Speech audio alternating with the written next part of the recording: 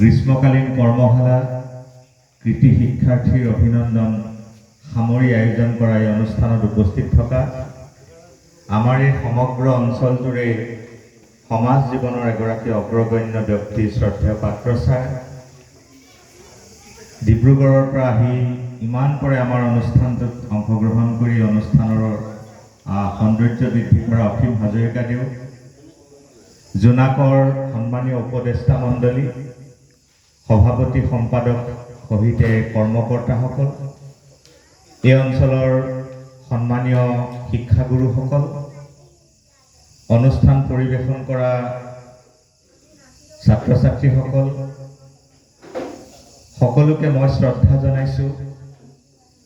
মোৰ আজি ভাল লাগিছে এই কাৰণেই যে প্ৰায় 12 বজাৰ পৰা এতিয়া 7 বাজিবলৈ কেইমিনিটমান বাকী। ইমান দীঘলীয়া সময় আমাৰ এই গাঁওখনত কিছুমান ভাল শব্দ বিয়পি পৰিছে, কিছুমান ধুনীয়া ধুনীয়া গানৰ কলি বা সুৰ বিস্তাৰ হৈছে, কেইটামান ভাল কথা অন্তত মানুহৰ মাজলৈ গৈছে আৰু খুব অনুপম কিছু কথাৰ লগত, সুৰৰ লগত, শব্দৰ লগত আমি ইমান সময় কটোৱাৰ এটা সুবিধা পাইছোঁ। সেইকাৰণে জোনাকক মই ধন্যবাদ জনাইছোঁ আৰু জোনাকৰ অনুষ্ঠানৰ সামৰণিত ঠিক জোনাক ওলোৱা সময়তে হ'ব লাগে তাৰমানে। গতিকে জোনাক নামটোৰ যিটো অৰ্থ, জোনাক নামটোৱে সামৰি লোৱা যিটো পৰিৱেশ,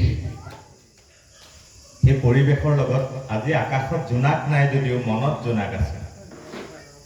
আচলতে আজি যিকেইটা ইয়াত শব্দ ব্যৱহাৰ হৈছে, এই শব্দকেইটা অকণমান কথা পাতিলেই বৰ দীঘলীয়া বক্তৃতা এটা হৈ যায়। অকল জোনাক শব্দটোক লৈ ঢেৰ কথা পাতিব পাৰি। নুপুৰৰ ৰুণজুন, কিমান ধুনীয়া শব্দ। উৎসাহৰ ৰামধেনু, য'ত আশা আছে নহয় কোমলতা আছে। স্বপ্নাতুৰ মানুহৰ মনৰ তাত কিছুমান ধুনীয়া প্ৰকাশভংগী আছে। সেই কথাবোৰ আজি আলোচনা হৈছে। গতিকে খুব ভাল লাগিলে। মই দীঘলীয়াকৈ বক্তব্য আগ নবঢ়াওঁ, সদায় কথা কৈয়ে থাকোঁ। আজি নিজৰ গাঁৱতে অনুষ্ঠানটো হৈছে, খুব ভাল লাগিলে। আপোনালোকে অকণমান মৰম স্নেহ শ্ৰদ্ধাও জনাইছে, বহুত কথা লিখিছে। সিমানবোৰ কথা মোৰ জীৱনৰ উপযোগী হৈছেনে নাই সেয়া মই বিচাৰ কৰা মোৰ ক্ষমতা নাই। তথাপি আপোনাসকলে দিয়া শুভেচ্ছা এটা আশীৰ্বাদ স্বৰূপে আমি গ্ৰহণ কৰিছোঁ। জোনাকৰ এই যাত্ৰা অব্যাহত থাকক। কৃতি ছাত্ৰ ছাত্ৰীসকল নাই, তেওঁলোকক আজি নকওঁ। আমাৰ অসীম দাই কৈছে যে অহা বছৰ আমাৰ গাঁৱত, আমাৰ তাত আমি মাতিম, তালৈ যাবা, তাত ক'ব লাগিব। গতিকে যিটো কৃতি ছাত্ৰৰ কাৰণে যিটো টোপোলা আছিলে, সেই টোপোলাটো পিছত খুলিম। সামগ্ৰিকভাৱে এটা বৰ ধুনীয়া অনুষ্ঠান হ'ল। মই এটা কথা কৈ সামৰিব খুজিছোঁ।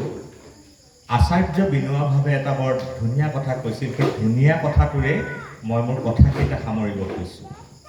তেওঁ কৈছিল, ব্যক্তি যদি ব্যক্তি হৈ থাকিব লাগে, পৰিয়াল যদি পৰিয়াল হৈ থাকিব লাগে, সমাজ যদি সমাজ হৈ থাকিব লাগে আৰু ৰাষ্ট্ৰ যদি ৰাষ্ট্ৰ হৈ থাকিব লাগে, 4টা শব্দ আমি বৰ ধুনীয়াকৈ জীয়াই ৰাখিব লাগিব।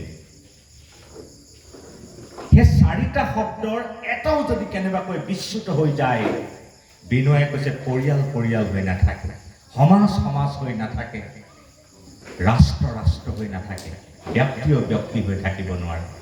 এই 4টা শব্দ কি? প্ৰথমটো কৈছে প্ৰেম, দ্বিতীয়টো কৈছে প্ৰেৰণা,